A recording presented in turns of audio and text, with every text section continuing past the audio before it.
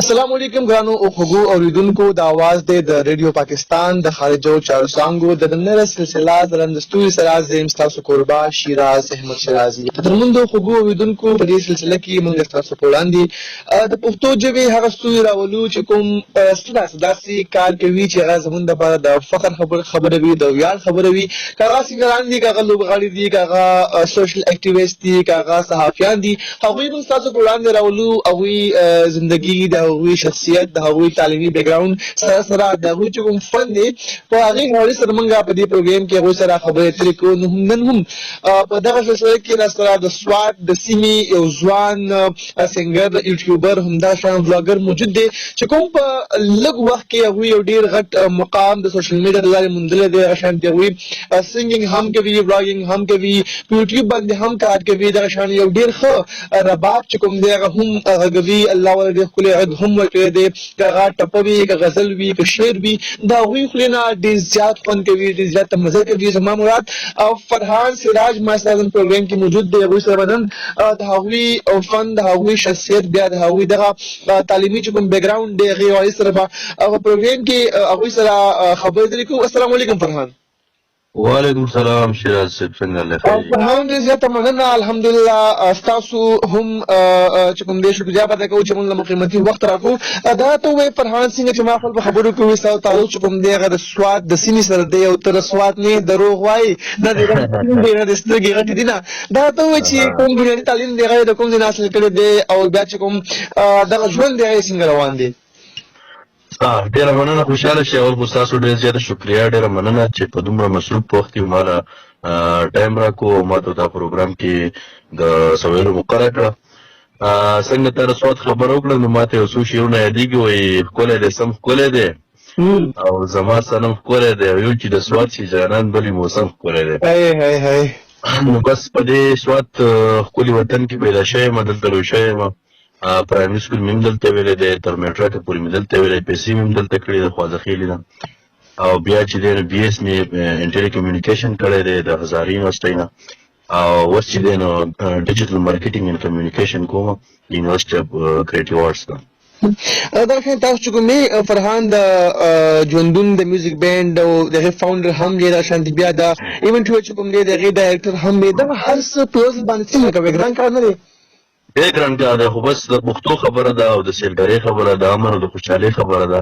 نو بس په ځان باندې یقین کړی ده، موږ وایو چې کار صحیح، خو څه خو کول غواړي. هغه یو شعر دی که نه وایي چې ژوند دی هسې مه کېناسته کار کوه که نه. نو بس هسې خو نه شو کېناستی. نو موږ وایو چې یاره کوم څیز کې زموږ انټرسټ وي، زموږ پکې شوق وي، کوم کار کې موږ خوشحالي بیا مونو، نو موږ غواړو چې هغه طرف ته لاړ شو. که اوس یو نوکري یا بل سره څه خو به کومه، نو ما وی یاره چې په دې کې خپل داسې ټایم نه خپل انرژي ضایع کړمه. نو یو خو به زما پیشن چې کوم دی، کوم شوق چې دی هغه به پوره شي. دویم زه به دې معاشرې ته یو ښه یو سافټ ایمیج ورکړم د پښتنو باندې. نو په دغه بیس باندې، په دغه ترتیب باندې لګیا یم چې دغه ژوندون د بینډ په نوم باندې مې دغه د موسیقۍ ټولګی جوړ کړی دی. ځای په ځای باندې کنسرټ یې کوو، پروګرامونه کوو، ټي وي شوز له ځو. او د دې نه علاوه ما چکرې او ولاګینګ سره مې تاسو څنګه ذکر وکړو چې شوق نو ما وی ولې نه چې یاره زه یوازې چکر له ځم او ځان سره د پښتونخوا خلک بوځم، د یونیورسټیانو نه راجود کړمه، پروفیسران راجود کړمه، لیکچررز راجود کړمه. نو دغه یو هڅه مې وکړه او شکر دی چې کامیاب شوم. 2-3 پروګرام مې وکړو، ډېر سکسسفل وو، خلک ډېر زیات مطمئن وو. نو بس په دغې باندې لګیا یم او خدای پاک تر اوسه پورې وس راکړی دی، څومره چې وس راکوي دي بس لګیا به یم. فرحان زموږ د پښتنې چې کوم پښتون چې کوم سوسایټي ده په هغې کې دا ویل کېږي چې ځوان چې کله ډګري کمپلیټ کړي یا ګریجویشن هغه وکړي نو هغه ته بس دغه وایي چې ته به اوس نوکري کوې، څه جاب به کوې. تا د هغې نه هټ کې دغه کار شروع کړی دی. تا ماته د کور طرف نه څه څه پرېشر خو نه؟ نه بالکل نشته. اصل کې ما د خپل کار چې کوم دی تاسو څنګه خبر وکړئ، زه د نوکرۍ نه د هټ کار کې بل طرف ته راغلم. نو دا ایز ا پروفیشنل زه راغلی یم دلته. په دې کې زما دا یو قسمه نوکري ده اوس که نه، په دې کې ما ته خدای پاک پیسې هم راکوي او په دې کې زه چې دا کومې چکرې لګوم نو په دې کې زه د ټوریزم ډپارټمنټ سره هم لینک یم. هغه اوس د سپانسرشپ یې اوس چې دا کوم ما پروګرام کړی 4 ورځو دا، نو په دې کې ډایرکټریټ اف یوث افیر هم سره سپانسر و. نو هغو طرف هم ته ډېر هیلپ میلاو شوی و. داسې زموږ نه نور هم دلته ملګري آر جي ګروپ اف کمپنیز هغو ورته هم سپانسرشپ راکړی و. نو میډیا پروډکشن والا هم سپانسر کړي و. نو دا کارونه چې دي دا بغیر د دې منډو تړلو نه کېږي. خلک پلیټفارم غواړي چې هغه ته پلیټفارم میلاو شي، خلک ورته میلاو شي، نو خلک پیسې هم انویسټ کوي پای کې او تاسو لازمي انرژي نو خپل ځای کوي پای کې. په هر تاسو کوم دا اوس کوم ایونت شو په دې کې مونږ وایو چې د پښتونخوا د بېلابېلو سیمو نه چې کوم ځلانده ستوري دي هغوی په دې کې ګډون کړی وو، په دې کې هغوی شرکت کړی وو. دغه دا دومره ستوري په یو ځای باندې راجمع کول، بیا د مختلف مطلب وایي کې سنګرز هم وایي کې ربابیسټ هم وایي کې طبله نواز هم په هغې کې چې کوم دی د ژوند د بېلابېل شعبو سره تړلي خلکو، دغه خلک ټوټل چې کوم دی هغه یو ځای ته یو پلیټفارم ته راویشتل ډېر ګران کار نه دی. تاسو دا کار څنګه چې کوم دی هغه وکړو؟ بالکل ډېر ګران کار دی. دې لپاره موږ 3 میاشتې مخکې موږ سټارټ اخیستی و، د خلکو سره میټینګز وو، د افسر افغان سره، داسې د نورو شاعرانو سره، پروفیشنل سینګرز هم موږ راوستي وو، نیو ایئر نایټ له ایاز خان د مینګوري نه. نو دا ډېر ګران کار دی، خو بس دا کار موږ د 3 میاشتو مخکې شروع کړی و. نو بس خلک کنفرم شو، په اخر کې بس بیا کوم موږ چې ورځې ټاکلې وې هغې ته خپل اویلیبیلیټي وشوه او هر څه په خپل خیر خیریت سره وشو.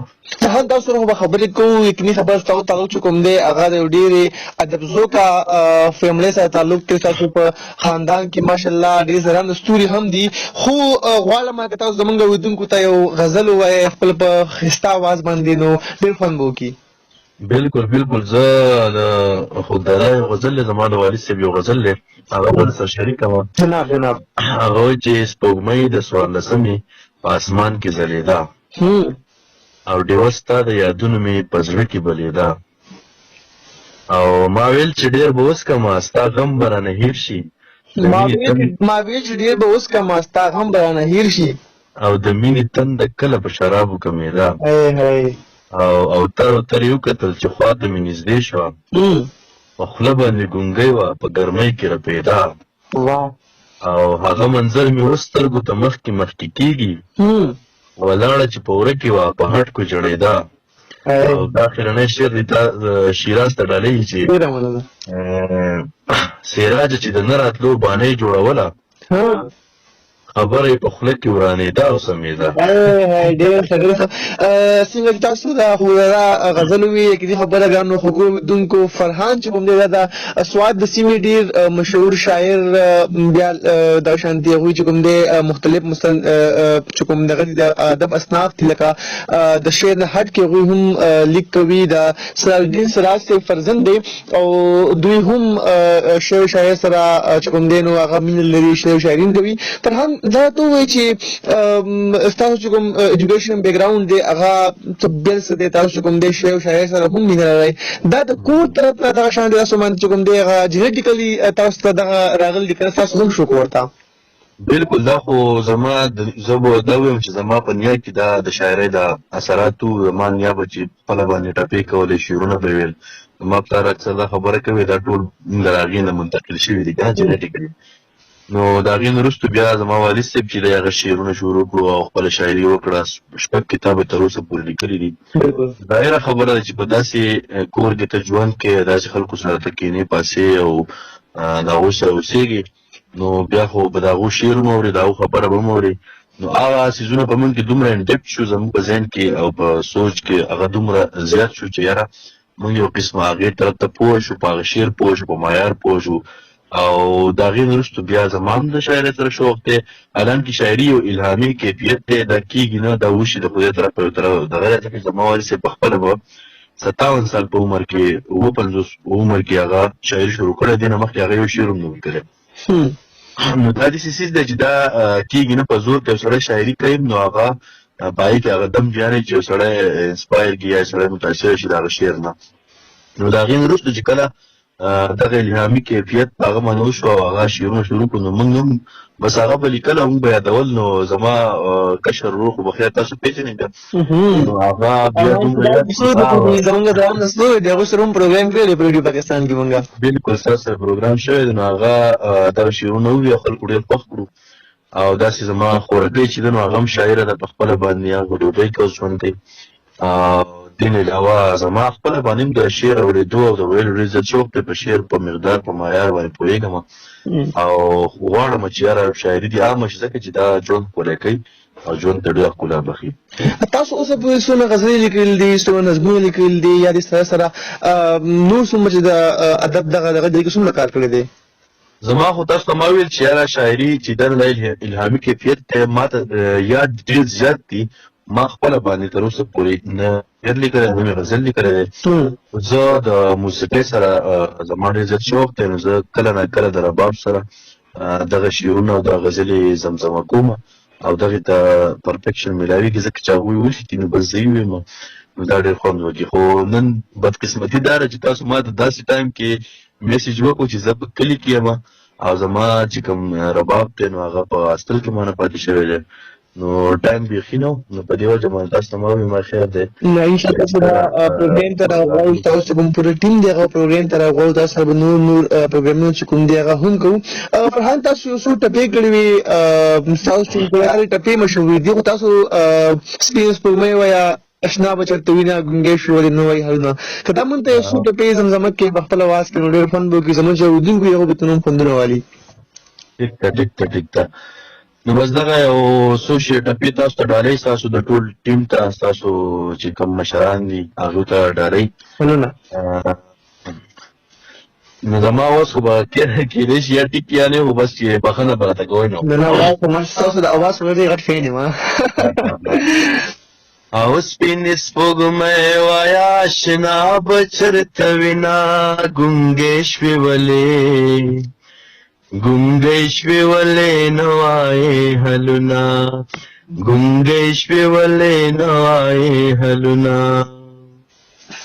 او زما د یار داسې خندا ده زما د یار داسې خندا ده او د سلو کالو مارور پخلا کوینا ګونګې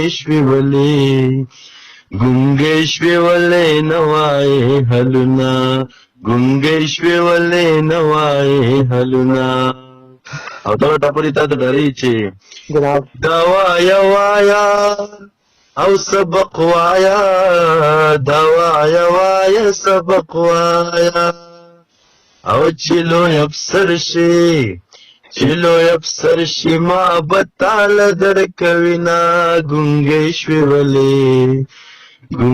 شوې ولې نه وایې هلونه ګونګې شوې ولې نه وایې هلونه ډېر او مخ دې د یو ملیون روپو دی مخ دې د یو ملیون روپو دی که مسل خوی دی د پیسې نه دی مینا ګونګې شوې ولې نه وایې هلونه ګونګې شوې ولې نه وایې هلونه ډېر مننه خوله یې د وینو او ډاکه راوړه خوله یې د وینو ډاکه راوړه جینۍ په یار پسې بنګړي خوړلې دینه ګونګې شوې ولې نه وایې حالونه سپین سپوږمۍ وایه اشنا به چرته وینه ګونګې شوې ولې نه وایې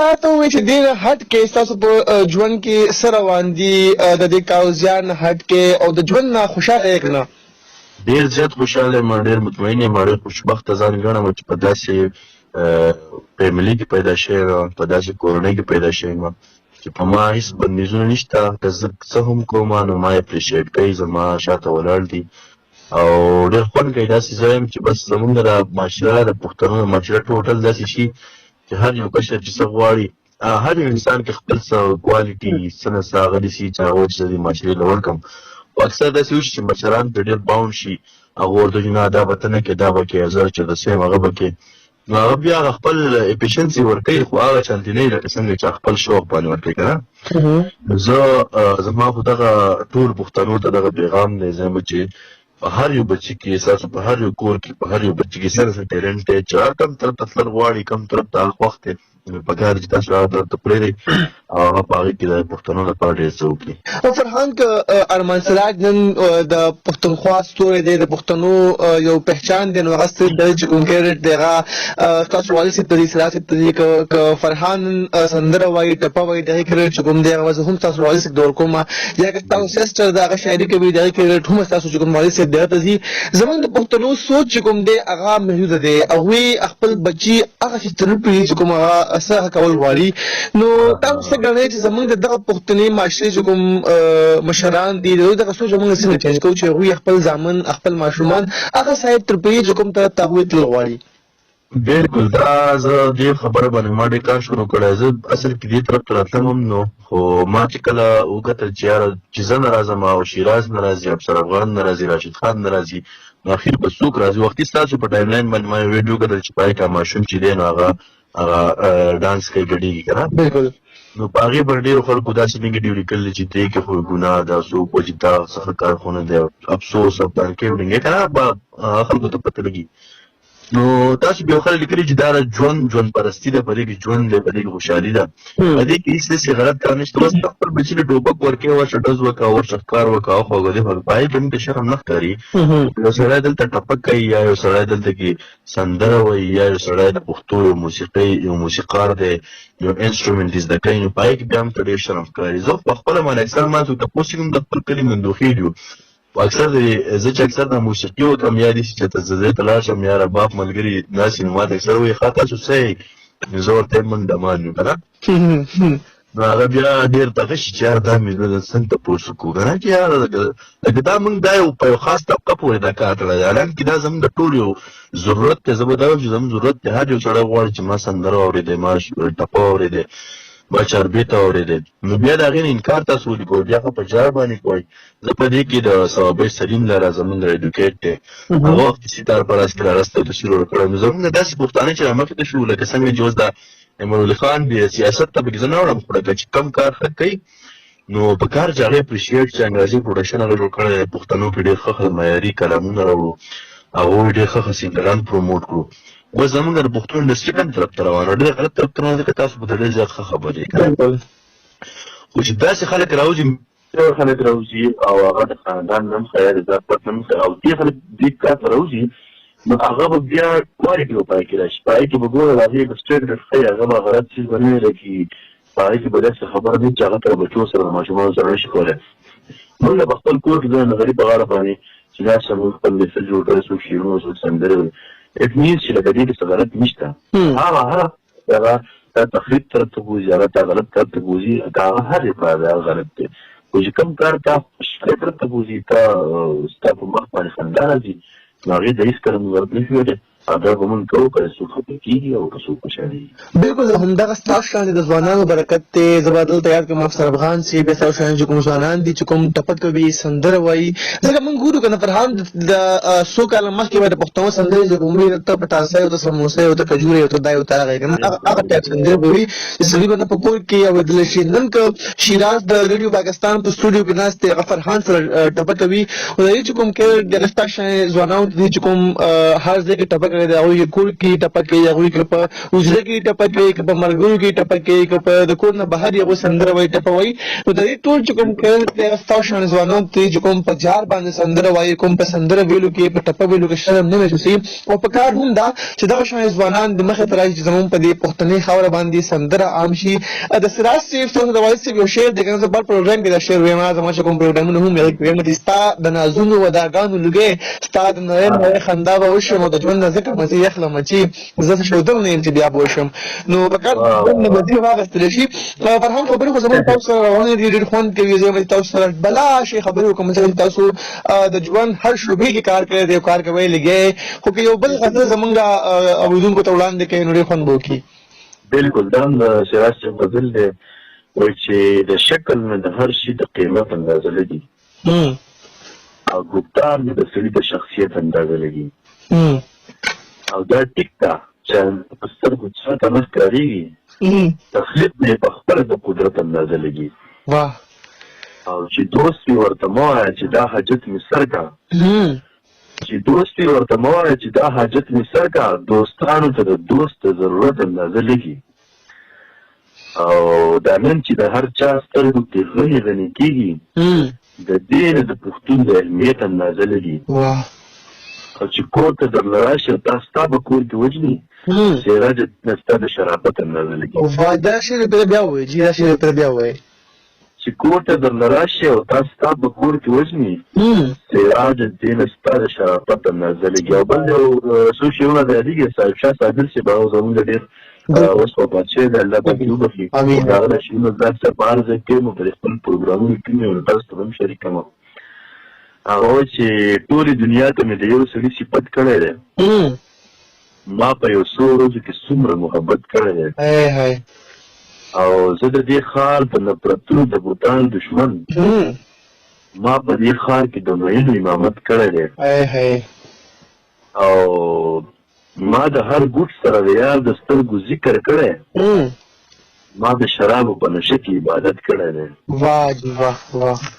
او زما رقیب د محبت په معنی څه پوهېږي، زما رقیب د محبت په معنی څه پوهېږي، هغه خو ژوند په یو لوی منافقت کړی دی.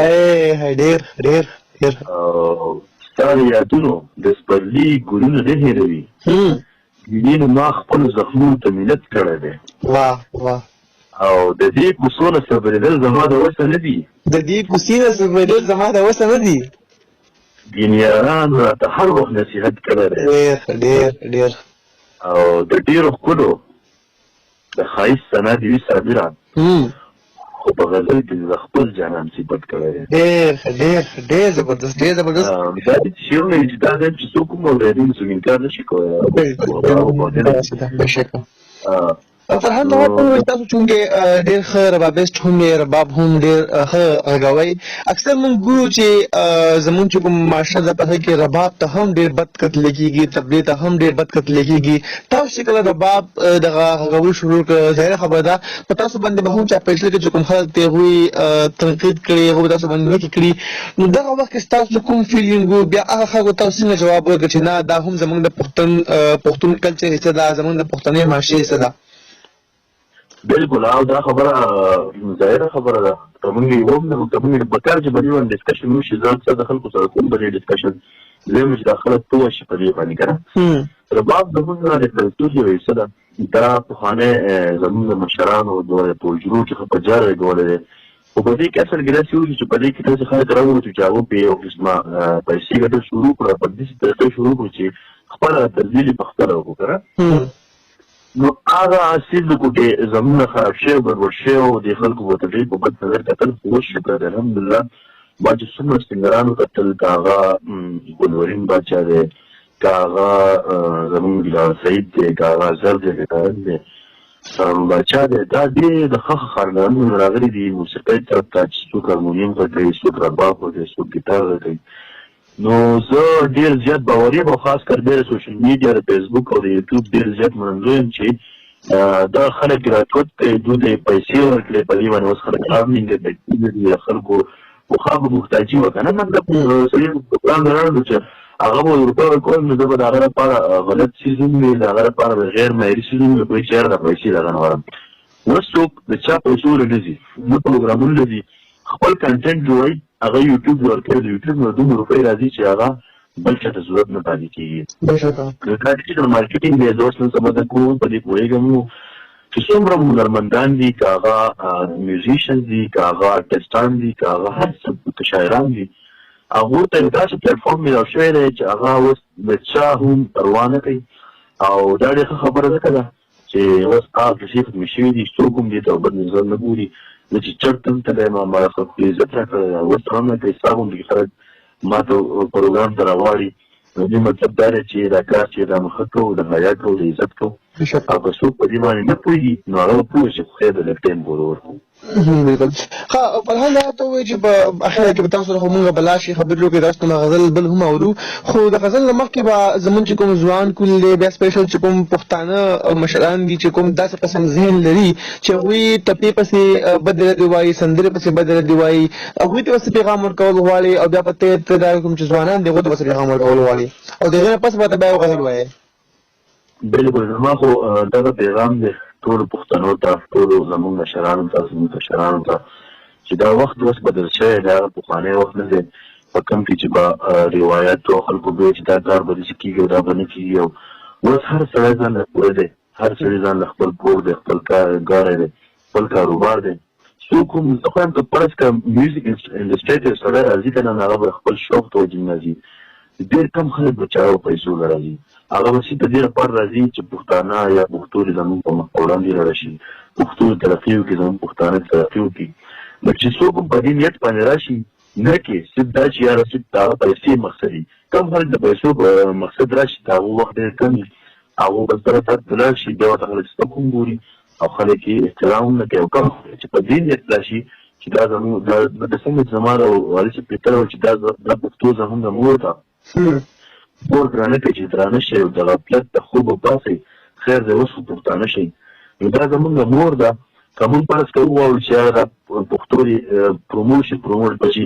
چین لګیا دی خپل ژبې دپاره په مختلفو ملکونو کې پري کورسز ورکوي. ما اورېدلي چې پیسې پسې هم ورکوي، سکالرشپ پسې هم ورکوي. نور ملکونه لګیا دي، څوک په انګلیش پسې لګېدلی، څوک په اردو پسې لګېدلی. یو واحد زموږ پښتو ده چې په دنیا کې په پروړاو باندې پښتانه وي. خو زه یم چې 95% خلکو له به پښتو لیک لوست نه ورځي، صرف د 5 پښتنو له به ورځي که نه 5%. دا زموږ دپاره ډېره د افسوس خبره ده. که فرض که دا خبره داسې روانه وه نو ډېره زر ده چې دا پښتو به د خلکو نه بېخي هېره شي. بس ما ورته چې بیا فورس کې هم کوو نو به انګلیش کې ولیکل کوو.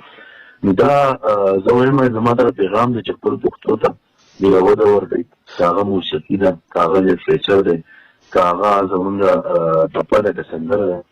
نو زما دغه یو پیغام دی د مینې او د ورورولۍ، او دا به همیشه وي. ډېر زیات مننه. که په ته یو غزل بل وړاندې کړو ډېر خوند وکړي، که څو ټپې یاد کړو ډېر مزه به وکړي. ها بس دغه به ورته وایم یو څو ټکي به ورته ګوګاره وایم، هغه اکسیډنټ دي دا نو هغه یو کتاب ستاسو کور کې امن دی، مزې کوئ. دلته مو د اوسپنو باران وکړو او تاسو په امرودو کې پیسې لټوئ. ډېر او بل کتاب دی چې نصیحت پرېږده د ځان اصلاح دې وکړه. نصیحت پرېږده د ځان اصلاح دې وکړه چې ته سم شي، یو ناسم به پکې کم شي. او هر یو تن چې د خپل کور مخه جارو کړي دې کې شک نشته چې پاک به ټول علم شي. او بله ده چې دلته هغه خلک پراډو کې سورلي کړي چې د پراډ کولو فن کې ماهران وي. او موږ به خاورې طرفې طرف ته لاړ شو چې موږ داسې ضمیره مشران وي. او بل یو قطعه ده چې ستا د نازونو اداګانو لوګې نری نری خندا به وشم او د ژوند ځکه مزې اخلمه چې دلته شوتل مې یم چې بیا به وشم. ډېر زبردست. او نورې ته ویمه او بالکل بالکل ټایم مو سره ډېر بالکل ووایي جي. ها خلاص څومره ټایم پروګرام دی ستاسو؟ ټایم دا شته سوی. بیا د نیازک یو غزل در راځي کې و چې ځوان ډک ته خمار ساتم، پټ په زړه کې یار ساتم، او لوی واړه مې پېژني ستا د کلي لار ساتم. او هر څوک خپله خوري او څکي تله چا کې کار ساتم. او اوس هم په بډو کې زه ستا د زلفو تار ساتم. او را به شي نیازک زما غر چینار ساتم. ډېر او دا کتاب سره د والد صاحب دوست دی سره یو دغه دی کوم کتاب دی نه راته والی په فرهر باندې چې دا ټول نولی کتاب دی. صحیح ما نه پړاو کړی، موږ ټول پړاو دا منډه پړاو کړی. دا شارټ نه ملېږي. ها صحیح کې زما ول ته زما په سر باندې دنیا وپېژندې، ته زما په سر باندې دنیا وپېژندې. او دا خبره خو شوه چې ما وپېژندې. او ما دې پر مې بېروخي ویستې وله زړه نه ښه شوه چې نن مې په رښتیا وپېژندې. او سترګې دې ښکاره وې مخ دې پټ و په نقاب کې، او ګلې ما د سترګو په مسکا وپېژندې. او زه د ژوند د سختو ساعتونو احسانمند یم. ما ورته کې سترګې د هر چا وپېژندې او داسې یو شی د دې ښکلی تاسو ته ډالۍ دی چې مه پټېږه یاره په سهولو کې دې پېژنم مه پټېږه یاره په سهولو کې دې پېژنم ما سراج د لرې نه په شا وپېژندې ډېر ښه ډېر ښه فرهان یو جهان